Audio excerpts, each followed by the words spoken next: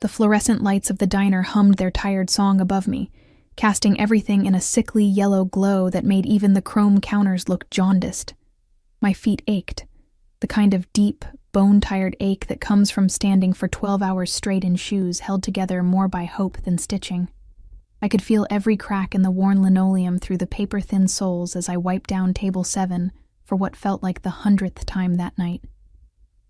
The smell of burnt coffee and grease had seeped so deeply into my uniform that I couldn't remember what my own scent was anymore, just synthetic vanilla air freshener, fighting a losing battle against decades of fried food, the sharp tang of industrial cleaner, and the particular staleness that clings to places that never close, never rest, never let their workers rest either. "Emma, table 12 needs refills." Gary's voice cut through my exhaustion, and I nodded automatically, grabbing the coffee pot with hands that had long since stopped feeling the heat through the handle. 3 a.m. The dead hour. The hour when the city held its breath between the drunks stumbling home and the early risers heading to work. The hour when I felt most invisible, most forgotten, just another shadow moving through shadows. My phone buzzed in my apron pocket as I poured coffee for a trucker who didn't look up, didn't say thank you, didn't see me at all. I was a ghost in a grease-stained uniform. And that was fine. Being invisible meant being safe. Being overlooked meant being left alone. But invisibility didn't pay the bills. I pulled out my phone in the back room during my break, slumping against the wall beside boxes of paper napkins and industrial-sized ketchup containers. My daughter's face smiled up at me from my lock screen. Lily, 5 years old, gap-toothed and perfect, staying with my mother tonight like she did every night I worked the graveyard shift. The text from my ex, Marcus, glared up at me. "Can't make the child support this month. Got some debts to handle. You understand?" I didn't understand. I never understood how a man could create a life and then treat that responsibility like an optional subscription he could cancel when inconvenient. But anger was a luxury I couldn't afford, and tears had stopped coming months ago. My finger hovered over his contact. I wanted to scream at him, to demand he be a father, to tell him that our daughter asked about him every single day. Instead, I found myself typing something else entirely, something I'd never had the courage to say to his face. "Baby, I need you tonight. I can't do this alone anymore, please." My thumb trembled over the send button. Pathetic. Desperate. Everything I'd sworn I'd never be again after he left. But exhaustion makes you stupid. Makes you reach for things you know will only hurt you more. I pressed send. The whoosh of the message leaving made my stomach drop immediately. Regret flooded through me, hot and nauseating. I stared at the screen, watching the message show as delivered, then read. But something was wrong. The contact name at the top of the conversation wasn't Marcus. It was Emma Valentino. My blood turned to ice. Valentino. The customer from last week. The man in the expensive black suit who'd left a $100 tip on a $12 check, and whose business card I'd saved in my phone because you didn't throw away opportunities, even when they came from men whose eyes held secrets dark enough to drown in. No, no, no, no. The words tumbled out in a desperate whisper as my shaking fingers tried to unsend, to delete, to undo what I'd just done. But the message sat there, taunting me with its permanence. Read. Seen. Irreversible. 3 dots appeared at the bottom of the screen. He was typing. My heart hammered against my ribs so hard I thought they might crack. The back room suddenly felt smaller, the walls pressing in, the smell of grease and desperation suffocating. I couldn't breathe, couldn't think, could only stare at those 3 dots that pulsed like a countdown to disaster. The dots disappeared, then reappeared, then disappeared again. My hands were shaking so badly I nearly dropped the phone. What had I done? Men like Monsieur Valentino, men who wore suits that cost more than my yearly salary, who moved through the world like they owned it, who left tips that made my manager's eyes bulge. Those men didn't receive desperate, vulnerable texts from broke waitresses at 3 a.m. Those men didn't respond to weakness with kindness. The phone buzzed in my palm, and I almost screamed. Address. Just one word. A command, not a question. No punctuation, no warmth, just stark expectation typed in a way that suggested he was used to being obeyed without explanation. My fingers froze. Every instinct screamed at me to ignore it, to block the number, to pretend this never happened. I could claim it was a joke, a wrong number, anything but the truth of my pathetic desperation laid bare. But another part of me, the part that was drowning in bills and exhaustion and the crushing weight of doing everything alone, that part whispered dangerous possibilities. Before I could stop myself, before logic could override the reckless surrender of someone who had nothing left to lose, I typed my address. Another whoosh. Another irreversible choice. 30 minutes. The reply came instantly, and with it, a strange calm settled over me. I'd stepped off the cliff. There was no point in screaming during the fall. I told Gary I had a family emergency, grabbed my jacket, and walked out into the November cold. The night air bit at my exposed skin, turning my breath to fog. But I barely felt it. My mind was too full of questions, of fears, of the terrible anticipation that comes from not knowing if you've just made the best or worst decision of your life. The walk home took 15 minutes. My apartment building looked even more depressing than usual. Crumbling brick, flickering hallway lights, the permanent smell of mildew and other people's cooking.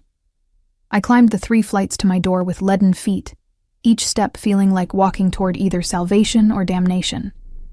I didn't know which I hoped for more. Inside, I caught my reflection in the bathroom mirror. Dark circles under my eyes, hair escaping from my ponytail, uniform wrinkled and stained. I looked like what I was, tired, desperate, barely holding on. There was no time to change, no point in pretending to be anything other than what he'd see anyway. 28 minutes had passed when I heard the sound of a car engine outside. Not the usual backfiring, wheezing sounds of the neighborhood vehicles, but something smooth, powerful, expensive. I moved to the window, pulling back the faded curtain just enough to peer down at the street. A black SUV idled at the curb, windows tinted so dark they reflected nothing but the streetlight's orange glow.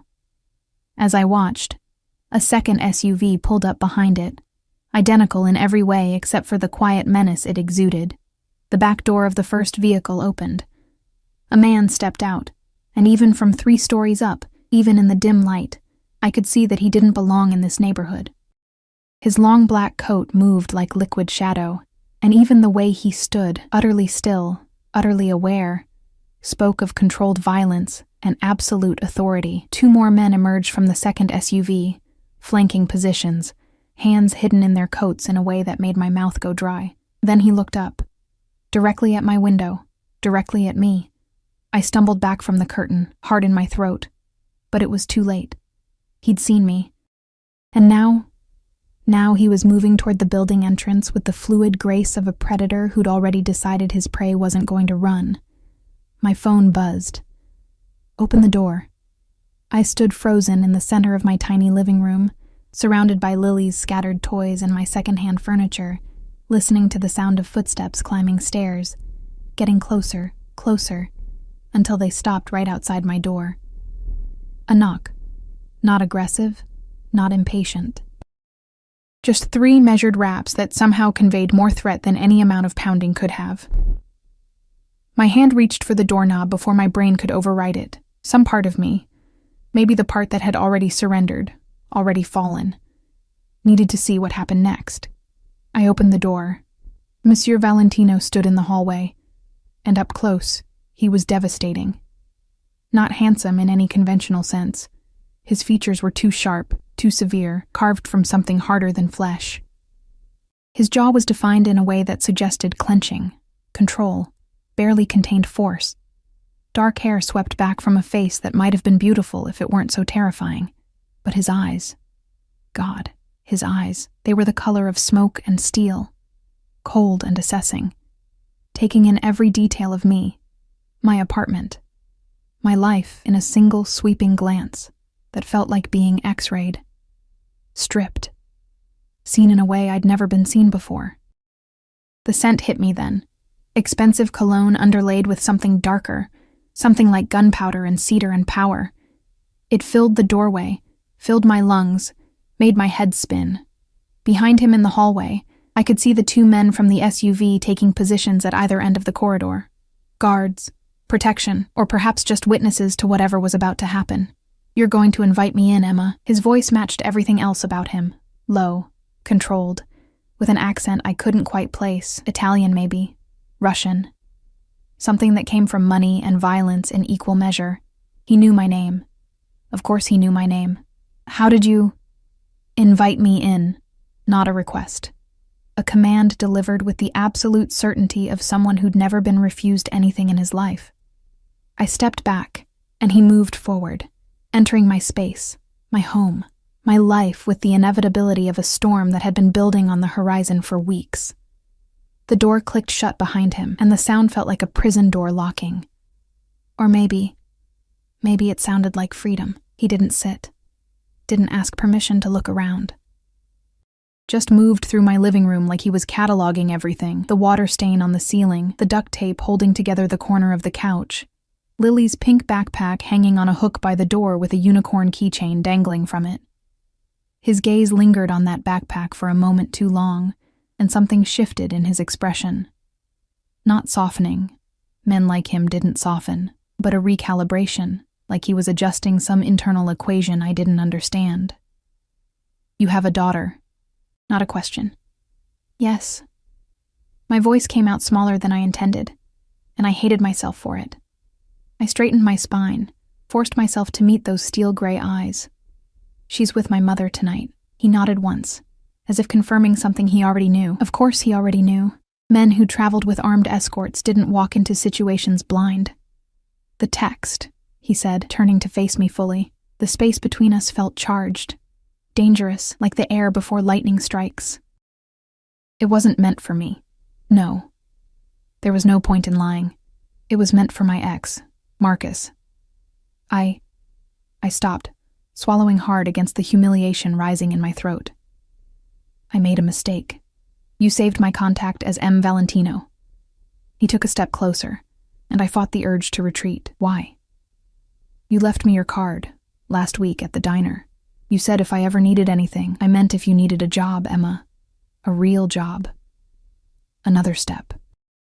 He was close enough now that I could see the tiny scar above his left eyebrow, the shadow of stubble along his jaw. Not whatever desperation made you send that text to a man who clearly doesn't deserve it.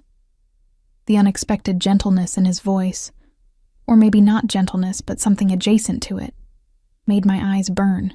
I blinked rapidly, refusing to cry in front of this stranger who somehow felt like the most dangerous person I'd ever met. I know it was stupid, I whispered.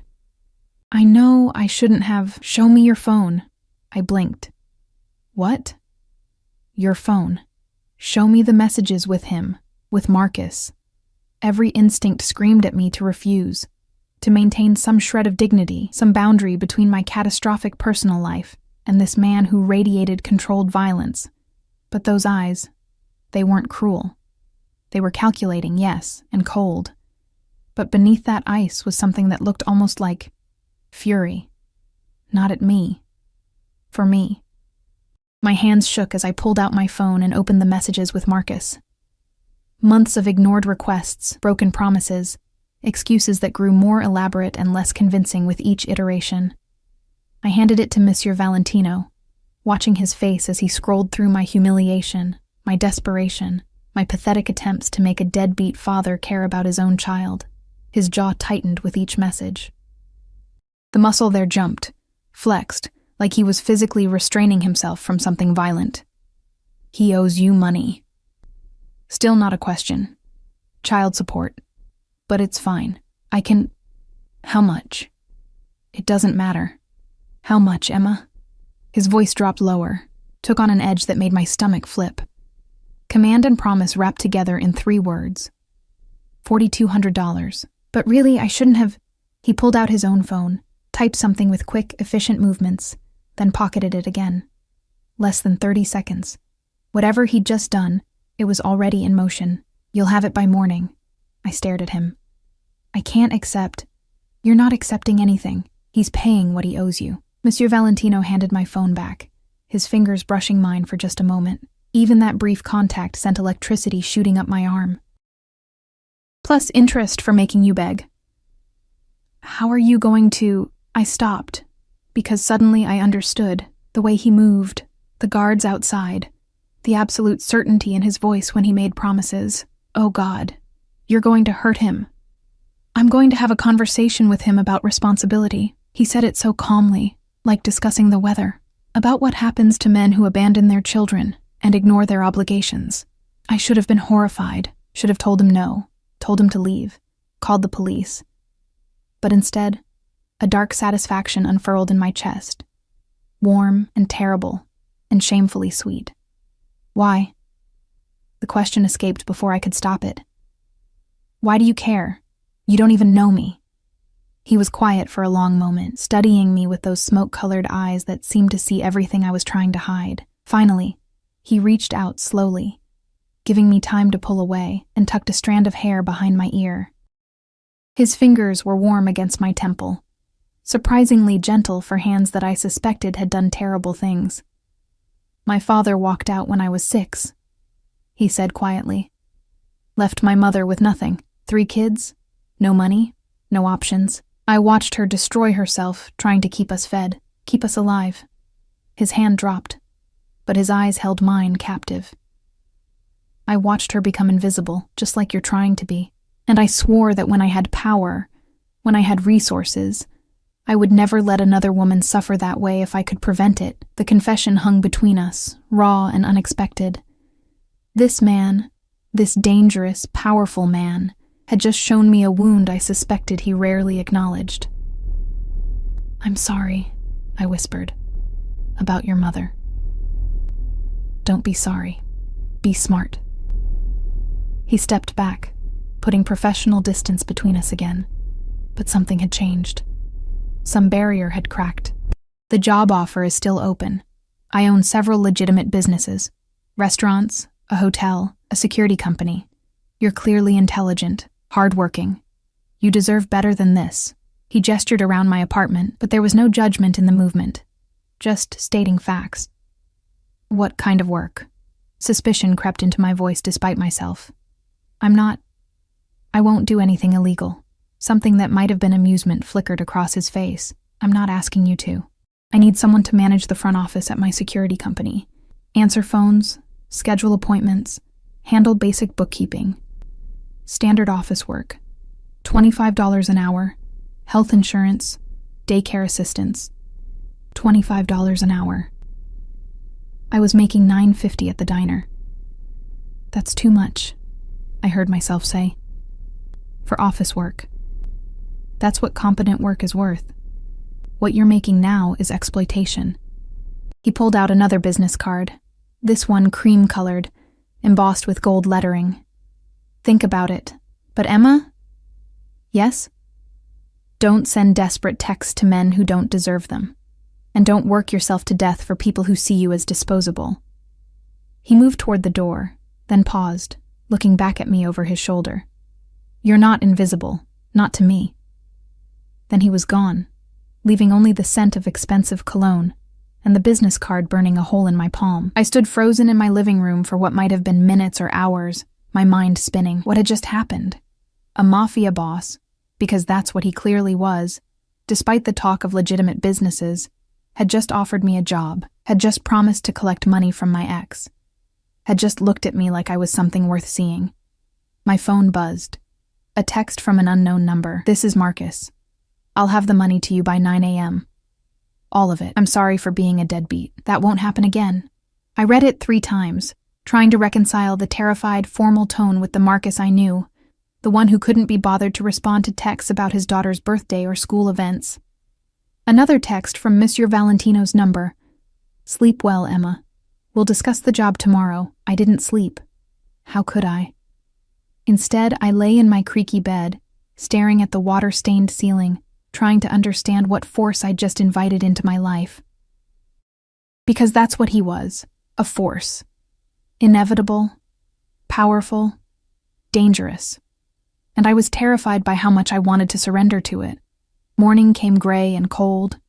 I'd maybe dozed for an hour, my dreams full of smoke-colored eyes and the scent of cedar and gunpowder. At 8:47 a.m., my phone dinged with a notification from my bank app. Deposit, $40,200. I stared at the screen until my eyes blurred. He'd actually done it. However he'd done it, and I didn't want to know the details, he'd made Marcus pay. At 9:15, there was a knock on my door. I opened it to find a man in a black suit. Not MC Valentino, but clearly one of his people. He handed me an envelope. Mr. Valentino asked me to deliver this. Inside was a contract for employment at Valentino Security Solutions, along with a note in sharp, angular handwriting.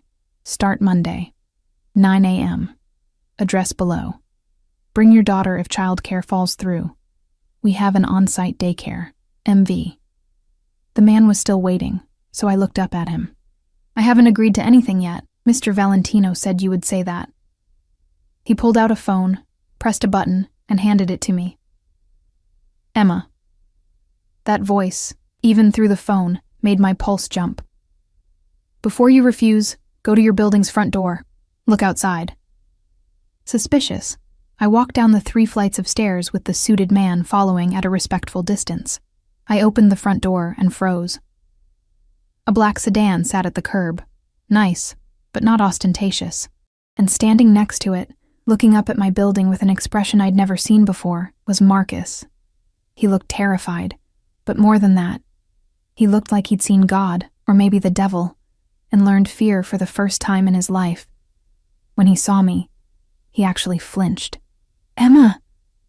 He rushed forward, stopping a careful distance away like he was afraid to get too close. I'm so sorry. For everything. I've been a terrible father, a terrible person. I'm going to do better. I swear I'm going to do better. I'll have the support payments on time from now on. Every month, and I'd like to see Lily if you'll let me. Supervised, whatever you want. I'm so sorry. I'd imagined this moment 1,000 times. Imagine Marcus finally taking responsibility, finally apologizing, finally being the father our daughter deserved. I'd imagined feeling vindicated, triumphant, relieved. But standing there, looking at his pale face and shaking hands, all I felt was cold certainty. This wasn't genuine remorse. This was terror. Monsieur Valentino had put the fear of God, or the fear of himself, into Marcus so thoroughly that my ex had transformed overnight into a model of parental responsibility. I should have been disgusted, should have sent Marcus away, rejected this forced redemption.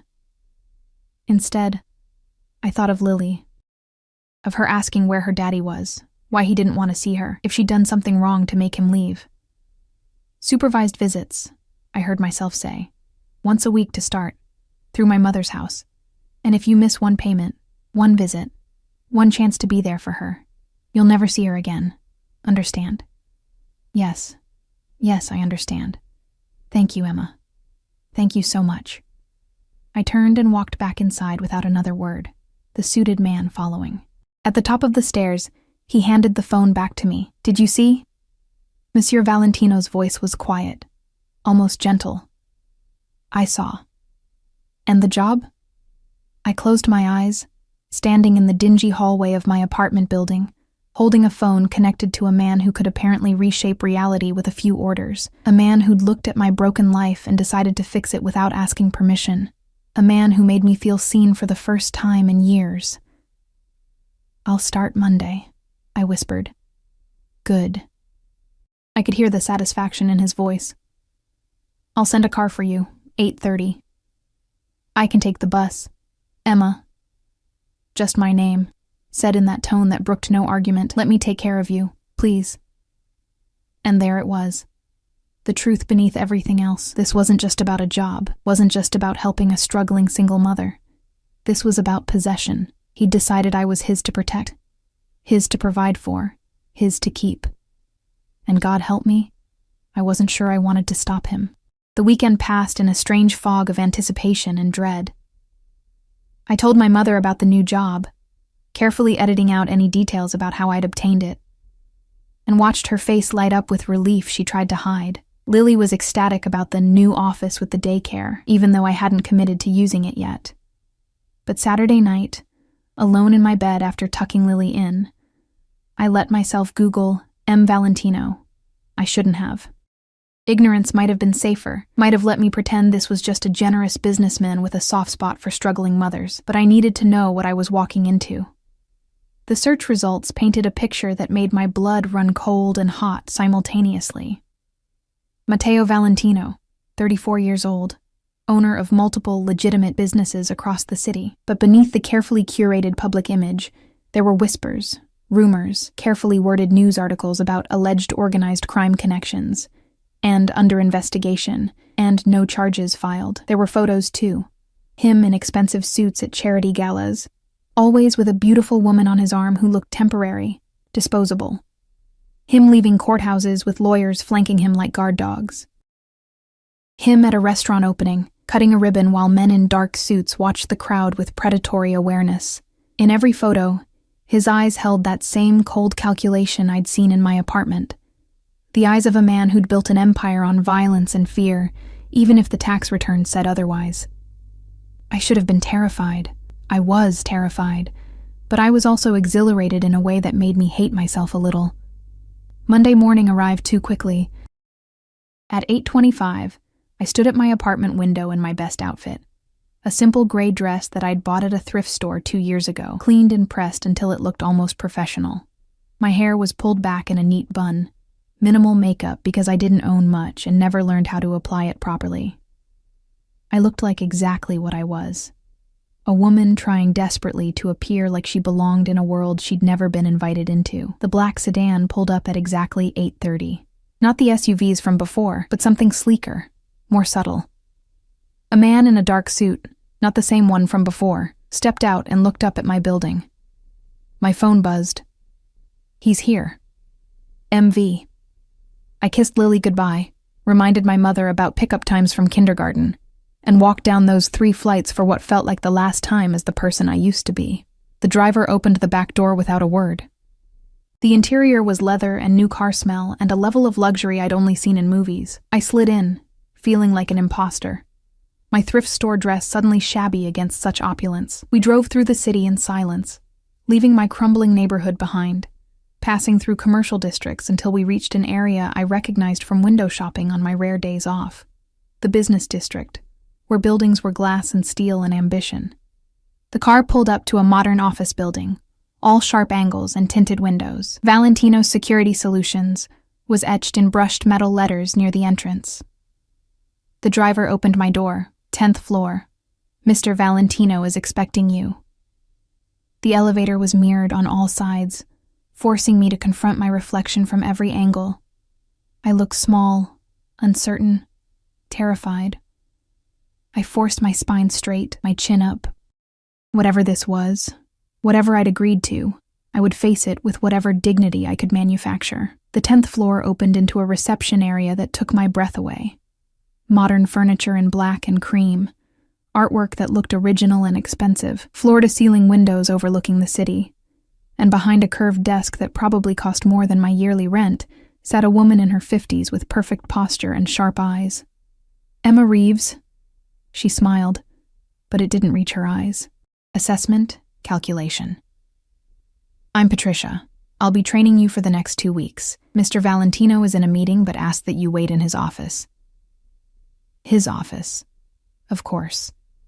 Patricia led me down a hallway lined with doors marked conference room, file storage, security. Everything looked legitimate, professional, exactly like a security company should look. But I could feel the undercurrent. The way every person we passed looked at me with knowing eyes, the way Patricia's smile held secrets, the way the whole place hummed with something darker beneath its polished surface. She opened a door at the end of the hall, and I stepped into Matteo Valentino's private domain. The office was enormous, probably bigger than my entire apartment. One wall was entirely windows, offering a view of the city that made me dizzy. The others held bookshelves filled with leather-bound volumes, artwork that looked Renaissance era, a bar cart with crystal decanters filled with amber liquid, and behind a massive mahogany desk sat the man himself. He looked up from his computer as I entered, and something shifted in his expression. Softened, maybe, or perhaps just focused entirely on me in a way that made breathing difficult. Emma. He stood, buttoning his suit jacket in one smooth motion. Today he wore charcoal gray, the fabric draping perfectly over his broad shoulders. Thank you, Patricia. I'll handle her orientation from here. Patricia's eyebrows rose fractionally, but she nodded and left, closing the door with a soft click. that sounded far too final. We were alone. "You came." He said it with satisfaction, like there'd been doubt. "You sent a car, and a contract with a salary I can't refuse." I forced myself to meet his eyes. "Not much of a choice." "There's always a choice, Emma." He moved around the desk, each step measured, controlled. "You could have stayed at the diner, could have struggled and stayed invisible and safe." He stopped a few feet away, close enough that I could smell that cedar and gunpowder scent again. "But you're here. Why?" The honest answer was too dangerous, too revealing, so I gave him a partial truth instead. "Because my daughter deserves better than what I could give her on a waitress's salary." "And?" He tilted his head slightly, studying me like I was a puzzle he was determined to solve. "And because you saw me." The words escaped before I could stop them. Raw and vulnerable, and true. Nobody has really seen me in years. I've been invisible, disposable, barely surviving, but you looked at me like I mattered. The air between us crackled with tension so thick I could taste it. Metallic and dangerous and intoxicating. "You do matter." He reached out slowly, giving me time to pull away, and cupped my face with one hand. His palm was warm, his thumb brushing across my cheekbone with devastating gentleness. "More than you know. More than is probably wise. I don't understand." My voice came out breathy, uncertain. "You don't know me. One desperate text and you've changed my entire life." "Why?" His jaw tightened, that muscle jumping again. For a long moment, he just looked at me, those smoke-colored eyes burning with something I couldn't name. "Because when I saw you at that diner," he said quietly, "working yourself to exhaustion, invisible to everyone around you, I saw my mother. I saw every woman who's been ground down by life and men who didn't deserve them. I saw someone who deserved protecting." His thumb traced my lower lip, and my breath caught. "And then you sent that text, so desperate and vulnerable and honest, and I knew I couldn't let you drown. I wouldn't." "So this is charity?" I tried to sound offended, but it came out weak. "No, Emma, this is far more selfish than that." He leaned closer, his breath warm against my face. "This is possession. This is me deciding you're mine to protect, mine to provide for. Mine." I should have been terrified, should have run. Instead, I leaned into his touch like a starving thing finally being fed. "I'm not a possession," I whispered, even as everything in me screamed to surrender. "No, you're a person. A brilliant, strong, stubborn person who's been fighting alone for too long." His other hand came up to frame my face, holding me gently but firmly. "Let me fight for you. Let me give you what you need. Let me—" A knock at the door shattered the moment. Mateo stepped back smoothly, his expression shifting instantly to cool professionalism, though his eyes still burned. "Come in." A man entered, tall, broad-shouldered, with a scar running down his left cheek. He glanced at me briefly, then focused on Mateo. "We have a situation. The shipment. I'll handle it." Mateo's voice was cold now, businesslike. The gentleness from moments ago had vanished like it never existed. "Give me 10 minutes." The man nodded and left. Mateo turned back to me, and I saw the walls coming up, the professional distance reasserting itself. "Patricia will handle your training today. Learn the systems, the procedures. I'll check on you this afternoon." "What kind of situation?" The question escaped before I could stop it. "What shipment?" His expression darkened. "The kind you don't ask about if you want to keep working here. Understand?" It should have sounded like a threat. Instead, it sounded like protection. Him trying to keep me separate from the darkness he operated in. "I understand." "Good." He moved toward the door, then paused. "Emma, don't go outside without security. Don't take public transportation home. The driver will be available whenever you need him." "Why? What's happening?" "Nothing you need to worry about. Just trust me. Please."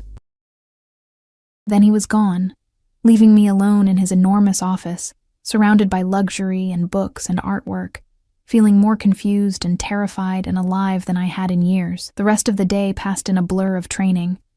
Patricia was efficient, professional, and clearly had her own theories about why the boss had personally hired me. The work itself was straightforward: answering phones, scheduling appointments, managing files. Legitimate business for a security company that also provided private consultations and asset protection services. I didn't ask what those euphemisms meant. I didn't want to know. But I noticed things. The way everyone deferred to Matteo when he passed through the office, not with employee respect, but with something closer to fear. The way conversations stopped when I entered rooms. The way security cameras covered every angle, every entrance, every blind spot. This wasn't just a security company. It was a fortress, and I was now inside its walls. At 4:30, Patricia informed me I was done for the day. "Your driver is waiting downstairs. Same time tomorrow." I gathered my purse, my sad, worn purse that looked ridiculous in these surroundings, and headed for the elevator. But before I reached it, a hand caught my elbow. Matteo. He'd appeared from nowhere, silent as smoke. "How was your first day?" He guided me into the elevator, pressing the button for the parking garage rather than the lobby. "Overwhelming, but good." I glanced at him sideways. "Patricia thinks you're sleeping with me." "Patricia thinks I sleep with everyone." He said it without concern. "Let her think what she wants. Your performance will prove otherwise." The elevator descended into the underground garage, fluorescent lights flickering overhead.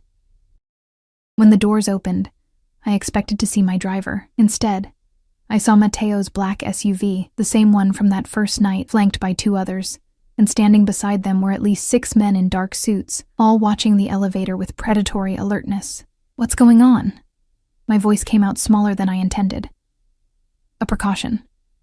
Matteo's hand moved to the small of my back, warm through the thin fabric of my dress. "There's been some tension with a rival organization. Until it's resolved, I'm personally ensuring you get home safely. You don't need to, Emma." He turned me to face him, hands on my shoulders. "Don't argue, please. Just let me do this."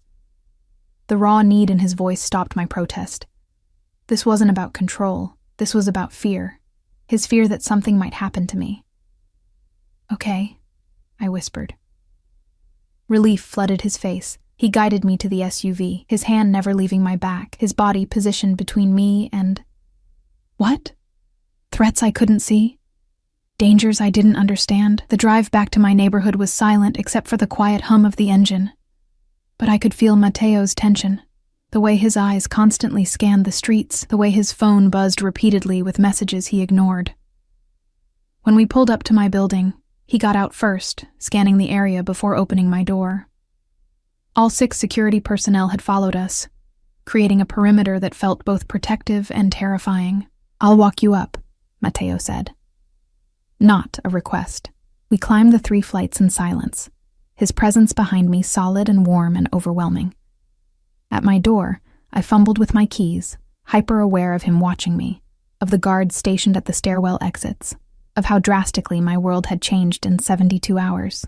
I got the door open and turned to say goodbye, but Matteo pushed past me into the apartment, checking rooms with quick efficiency: living room, kitchen, bathroom, bedroom, making sure I was safe, that no one was hiding in shadows. Only then did he relax fractionally. "Tomorrow you're moving," he said. I blinked.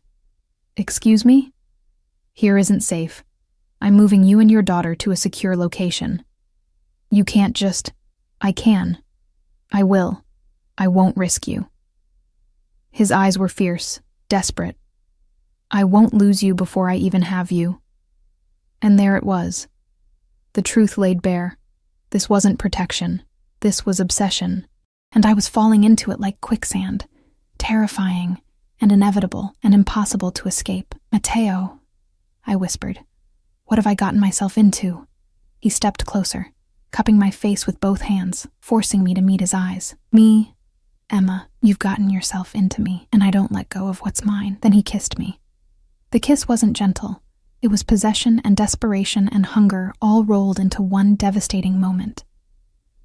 His lips claimed mine with an intensity that stole my breath, his hands sliding from my face into my hair, tilting my head back to deepen the kiss. I gasped against his mouth, and he took the opportunity to taste me more thoroughly, his tongue sliding against mine in a way that made my knees weak. I should have pushed him away, should have maintained boundaries, kept this professional, protected myself from the inevitable heartbreak of wanting a man who lived in violence and danger. Instead, I grabbed his suit jacket and pulled him closer. He groaned against my mouth, the sound raw and unguarded, and suddenly I was pressed against the door with his body pinning me there. I could feel every hard plane of him, the controlled strength in his frame, the barely restrained need that matched my own. His phone buzzed insistently in his pocket, vibrating against my hip. He ignored it, his kisses moving from my mouth to my jaw, down to my neck where he found the pulse point that made me whimper. "Matteo," I gasped. "Your phone?" "I don't care." His teeth grazed my throat, sending electricity shooting down my spine. "Let the world burn. Right now, there's only you." The phone kept buzzing, urgent, insistent, impossible to ignore. He pulled back with a vicious Italian curse, his breathing ragged, his eyes dark with frustrated desire. He yanked the phone from his pocket and answered with barely controlled fury. "What?" I couldn't hear the other side, but I watched his expression shift from desire to cold calculation in seconds. Whatever was being said, it was serious. "I'll be there in 20 minutes. He ended the call and looked at me with regret so profound it hurt. "I have to go." "But Emma..." "I know. Business." I tried to sound understanding, but disappointment flooded through me. "No, not just business." He cupped my face again, forcing me to look at him. "A problem I need to handle so you stay safe. So everyone I care about stays safe. Do you understand? This isn't me choosing work over you. This is me protecting you." "From what?" "From people who would use you against me if they knew..." He stopped, jaw clenching. "If they knew how much you've come to matter in 3 days. 3 days. That's all it had been.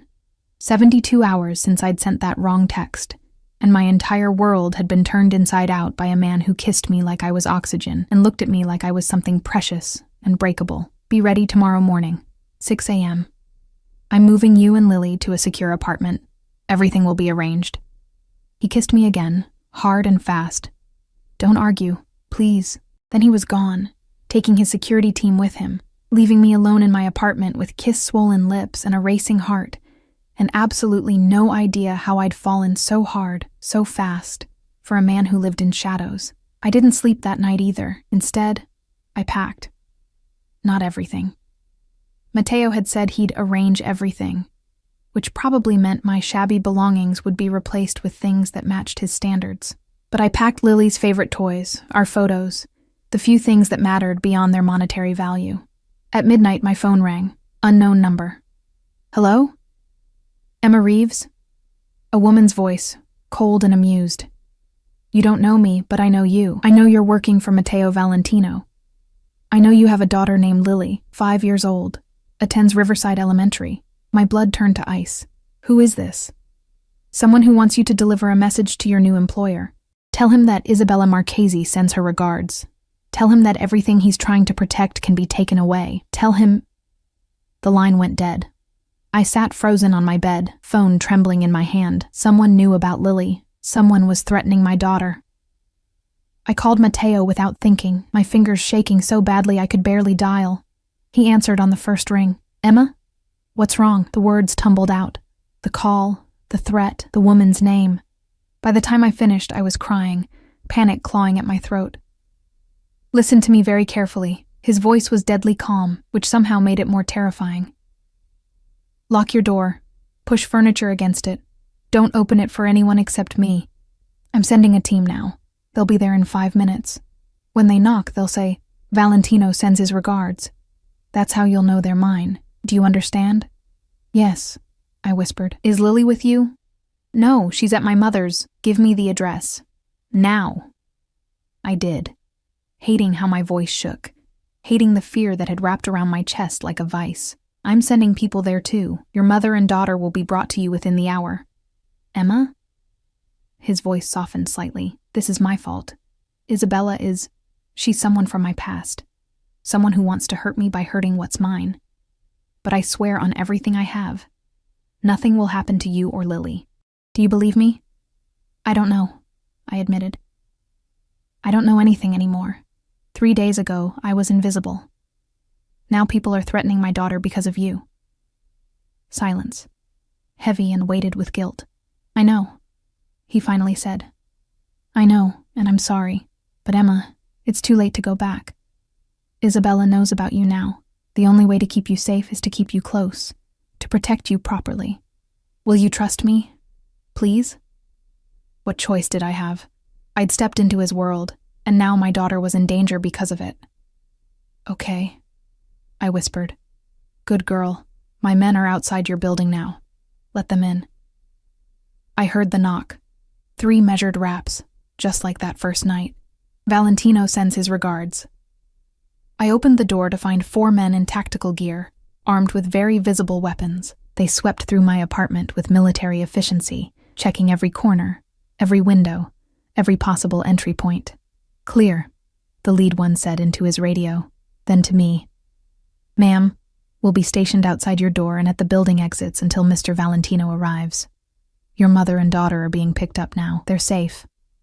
I nodded, numb with shock and fear. True to his word, within an hour there was another knock. I looked through the peephole to see my mother holding Lily, both of them flanked by more men in dark suits.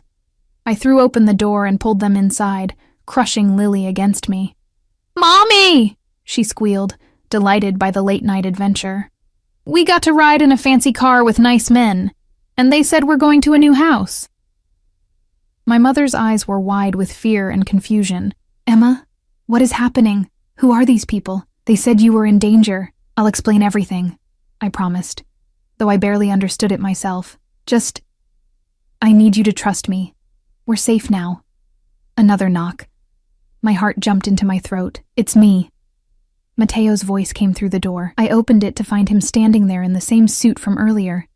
But now it was rumpled, his tie loosened, a smear of something dark on his cuff that I desperately hoped wasn't blood. His eyes were wild, searching, and when they landed on me, they filled with such relief I felt it in my bones. He stepped inside, his gaze sweeping over me, checking for injuries. Then he knelt down to Lily's level, his expression softening in a way I'd never seen. Hello, Principessa, he said gently. I'm Matteo. I'm a friend of your mommy's. Lily studied him with 5-year-old directness. You're very tall, and you have sad eyes. Something cracked in his expression. Surprise, maybe, or recognition. I do have sad eyes sometimes. You're very observant. Mommy says I notice everything. She tilted her head. Are you the one keeping us safe from the bad people? Yes, sweetheart, I am.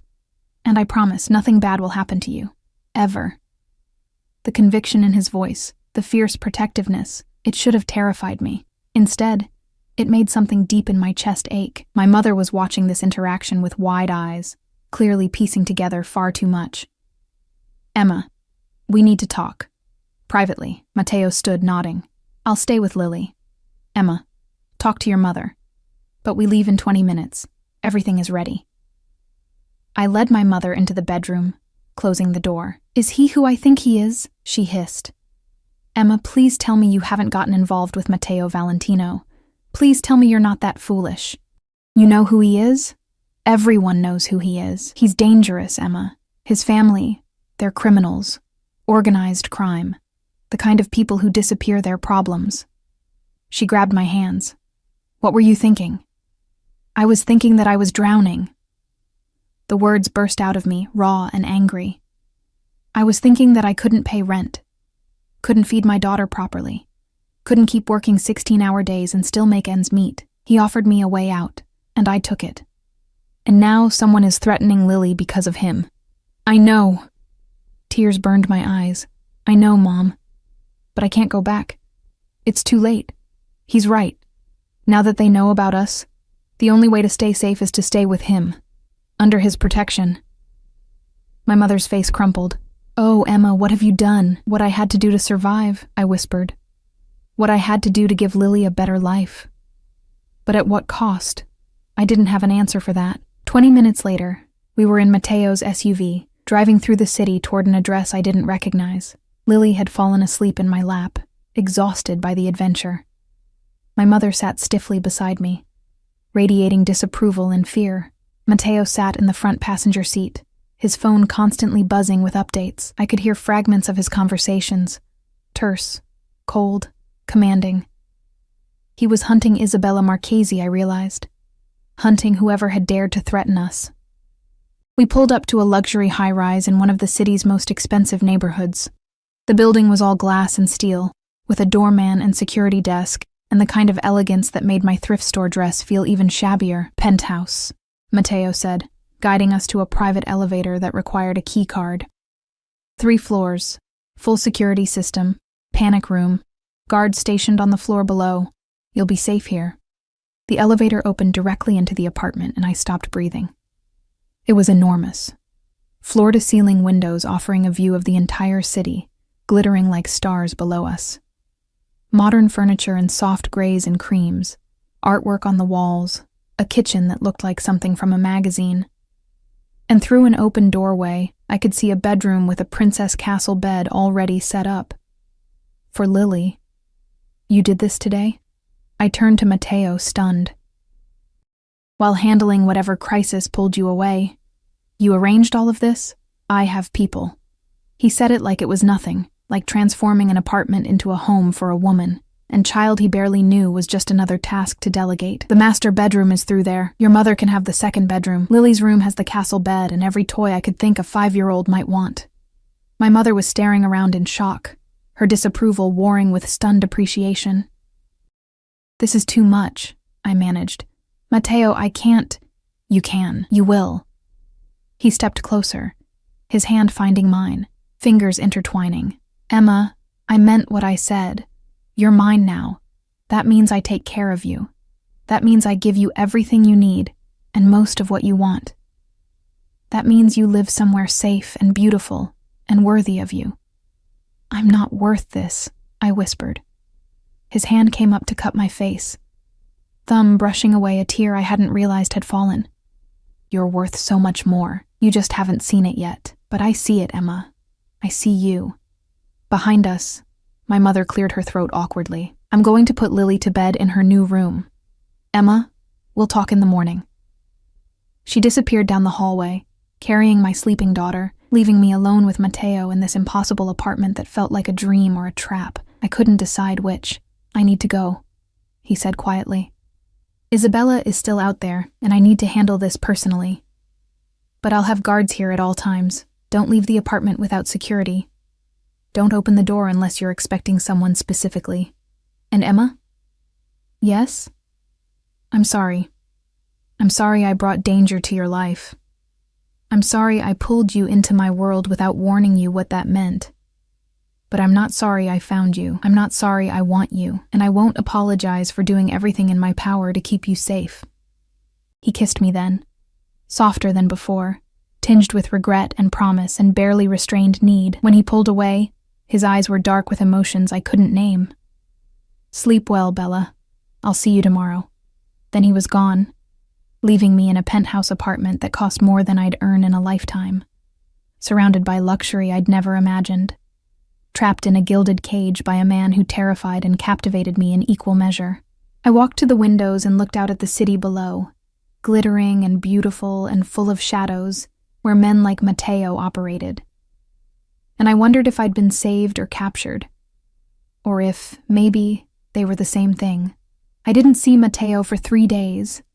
3 days of living in luxury that felt increasingly like a prison, no matter how beautiful the bars. 3 days of guards stationed outside our door, in the lobby, probably on the roof for all I knew. 3 days of my mother's worried glances and Lily's innocent questions about when Mr. Mateo with the sad eyes would visit again. 3 days of wondering if I'd made a terrible mistake. Patricia called on the second day to tell me to take the week off, that Mr. Valentino had situations to handle and wanted me to settle into the new apartment. Her tone suggested she knew exactly what kind of situations, and that I should be grateful to be kept separate from them. I was grateful, and terrified, and confused by how much I missed him. On the fourth morning, I woke to find my mother already up, coffee brewing, staring out the floor-to-ceiling windows with an expression I couldn't read. "You love him," she said without turning around. "I barely know him." "That's not what I asked." She turned to face me, her eyes sad and knowing. "Emma, I see how you look at your phone every time it buzzes, hoping it's him. I see how you watch the door. I see you falling. And I'm terrified because men like him, they destroy everything they touch, even when they're trying to protect it. He saved us," I said quietly. "He gave us safety, security, a home. He made Marcus finally take responsibility. He put you in danger in the first place by claiming you as his." My mother's voice wasn't angry, just resigned. "That woman who called, who threatened Lily, she did it because you matter to him, because he made you a target by wanting you." The truth of it sat heavy in my chest. But so did another truth, one I'd been avoiding. "I know," I whispered, "but Mom, I was drowning before him, working myself to death, invisible, barely surviving. He makes me feel seen. He makes me feel like I matter, like I'm worth protecting. Is that so wrong?" "No, baby. It's not wrong. It's just dangerous." She crossed to me, pulling me into a hug. "Just promise me you'll be careful. Promise me you won't lose yourself in him." I couldn't make that promise. I suspected I'd already started losing myself the moment I opened my door to him that first night. Late that afternoon, while Lily napped and my mother read in her room, the penthouse elevator chimed. My heart leaped into my throat. The guards would have announced to anyone coming up. Unless... The doors opened, and Matteo stepped out. He looked like he hadn't slept in days. His suit was immaculate, but his eyes were shadowed, his jaw dark with stubble, his expression carved from exhaustion and something darker. When he saw me, everything in him seemed to collapse inward with relief. "Emma." Just my name, spoken like a prayer. "You look terrible," I said, which wasn't what I'd meant to say at all. I'd meant to demand answers, to ask about Isabella, to maintain some dignity and distance. Instead, I crossed to him, and he caught me in his arms, burying his face in my hair, breathing me in like I was oxygen, and he'd been drowning. "I'm sorry," he murmured against my temple. "I'm sorry I disappeared. I had to handle things. Had to make sure." He pulled back to look at me, his hands framing my face. "Isabella is gone. She won't be a threat anymore. You're safe now. Lily is safe."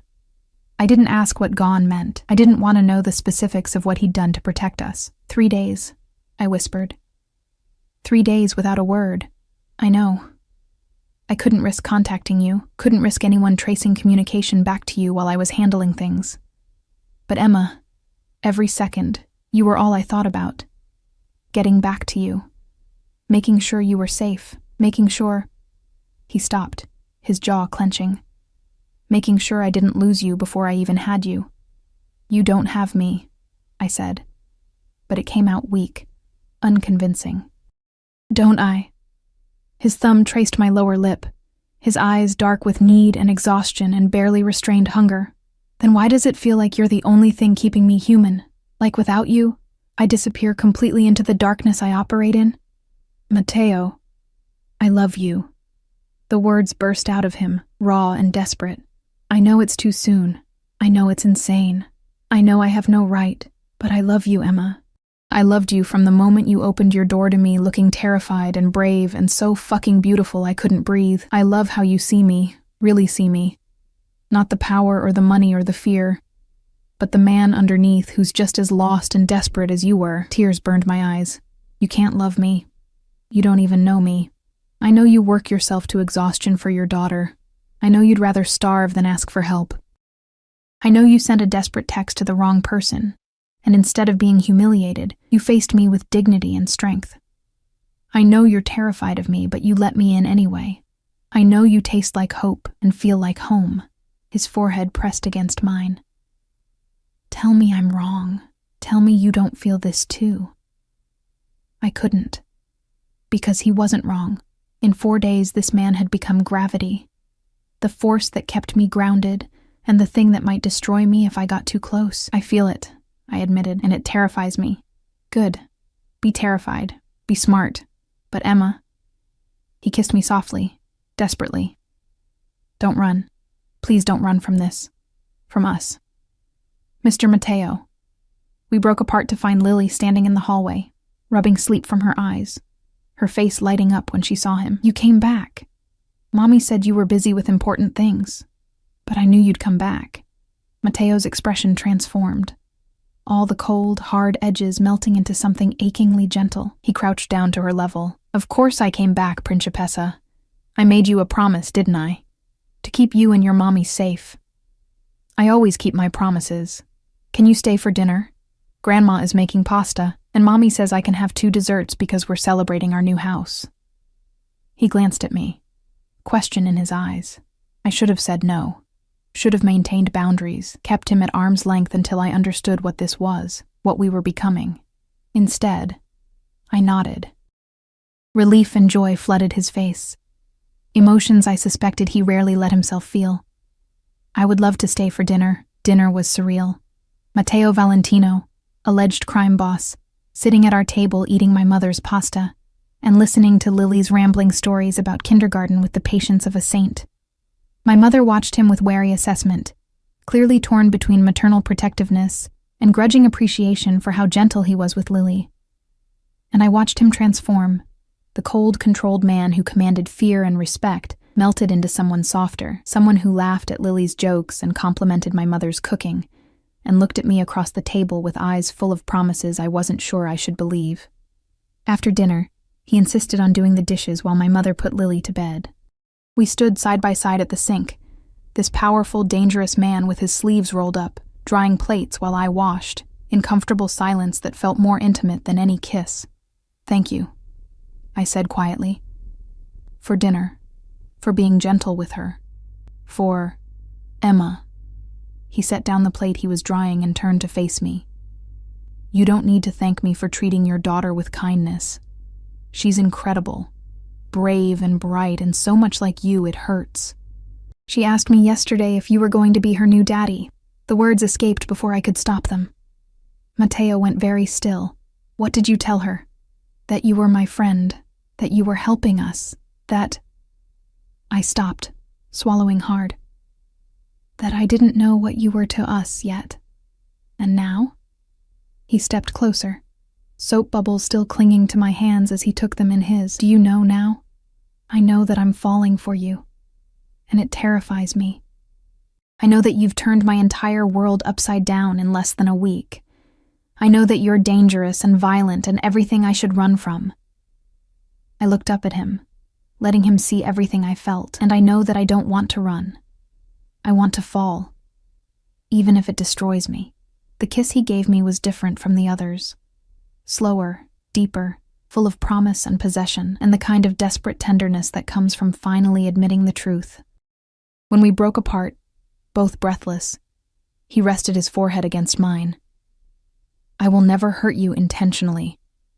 I will protect you with everything I have. I will give you and Lily the life you deserve.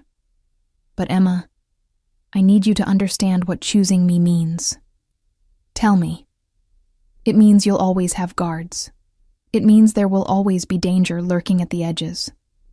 It means you can never be truly invisible again, because being mine makes you visible to everyone. My allies, my enemies, everyone.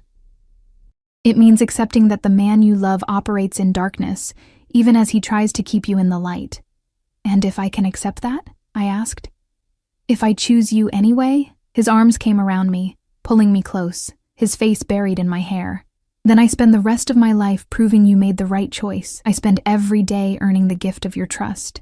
I become the man Lily thinks I am when she looks at me with those innocent eyes. Someone worth believing in. You already are, I whispered. You just don't see it yet. 3 months later, I stood in the same penthouse, but everything had changed. My mother had moved into a safer apartment nearby, one Mateo had arranged and refused to let her pay for. Marcus saw Lily every Saturday under supervised visitation, terrified into being the father he should have been from the start.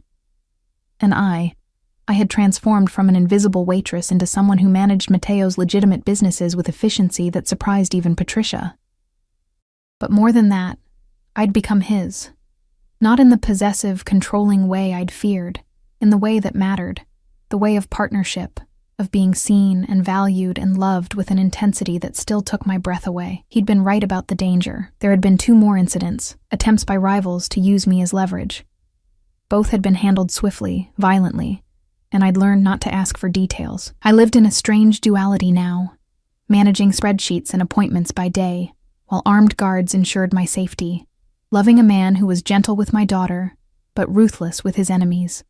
The elevator chimed, and Lily ran to greet Matteo as he emerged, squealing when he scooped her up and spun her around. "Mommy, Mr. Matteo brought flowers again. He always brings flowers on Fridays." He set her down and crossed to me, pressing a kiss to my temple as he handed me a bouquet of white roses, my favorite, which he'd learned within the first week. "How was your day, Bella?" His hand settled on my waist, warm and possessive and home. "Busy. The restaurant's quarterly reports need your signature, and Patricia says the hotel needs new security protocols installed. Later." He pulled me closer, his eyes soft in that way that was only for me and Lily. "Right now, I want to have dinner with my girls and pretend the world doesn't exist beyond these walls." "You know it does exist," I reminded him gently. "You can't hide from it forever." "No.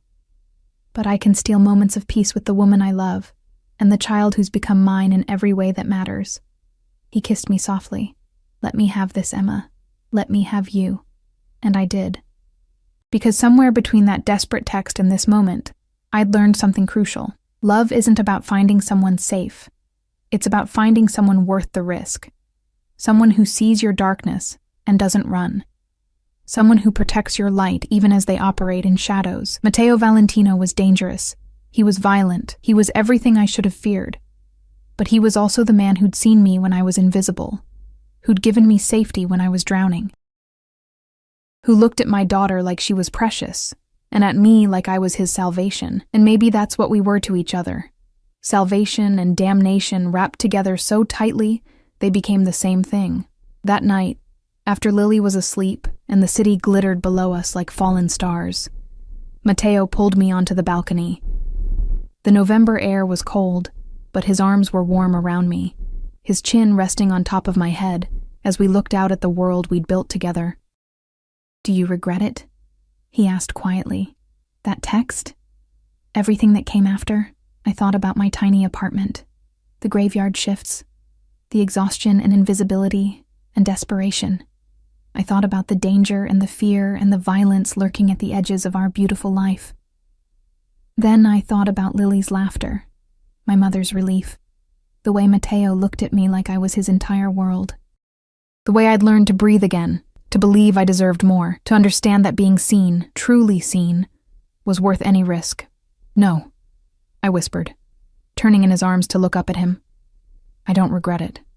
Not for a second." "Good." He kissed me slowly, thoroughly, with the kind of possessive tenderness that made my knees weak. "Because you're mine now, Emma Reeves. For as long as you'll have me, for as long as I'm breathing, longer if I can manage it." "That's a very long time," I teased, even as tears pricked my eyes. "Not nearly long enough." His hand came up to cup my face, thumb brushing away a tear that had escaped. "I love you. I will always love you. You and Lily. You're my family now, my home, the light in all my darkness." "I love you too," I said, and meant it with every fiber of my being. "Even though you're terrifying and possessive and probably clinically obsessed with protecting me." "Definitely clinically obsessed." He grinned, rare and beautiful and devastating. "But you knew what you were getting into when you sent that text." "I sent it to the wrong person," I reminded him. "No, Bella." He pulled me closer, his lips brushing mine. "You sent it to exactly the right person. You just didn't know it yet." And as he kissed me under the stars, in a penthouse paid for by money I didn't ask about, surrounded by guards protecting us from threats I barely understood, I realized he was right. That desperate, vulnerable text had been meant for someone who didn't deserve it. Instead, it had found someone who did, someone who'd looked at my brokenness and decided to protect it, someone who'd seen my strength and decided to nurture it, someone who'd taken my desperation and transformed it into something beautiful and terrifying and real. I'd sent a text to the wrong person and found exactly who I needed. 6 months later, Lily stood in a flower girl dress, scattering rose petals down an aisle while my mother cried happy tears. And I walked toward a man who'd transformed from stranger to savior to soulmate, wearing a ring that caught the light and promised forever. "You look beautiful," Mateo whispered as I reached him, his eyes suspiciously bright. "You look happy," I whispered back. Like the sad eyes Lily noticed are finally smiling, because of you, because of her. Because you both taught me that love isn't weakness. It's the strongest thing I have. He took my hands, his grip warm and steady and sure. "Ready to officially become mine? I've been yours since the moment you walked through my door," I admitted. "This is just making it official." And as we said our vows, surrounded by people who'd become family and guards who'd become friends, I thought about that desperate night 4 months ago. About exhaustion and invisibility, and a text sent to the wrong number. About how the worst mistakes sometimes lead to the best destinations. About how sometimes being saved and being captured are exactly the same thing. About how love, real, terrifying, all-consuming love, doesn't care about timing or logic or whether it makes sense. It just is. And that was enough. More than enough. It was everything.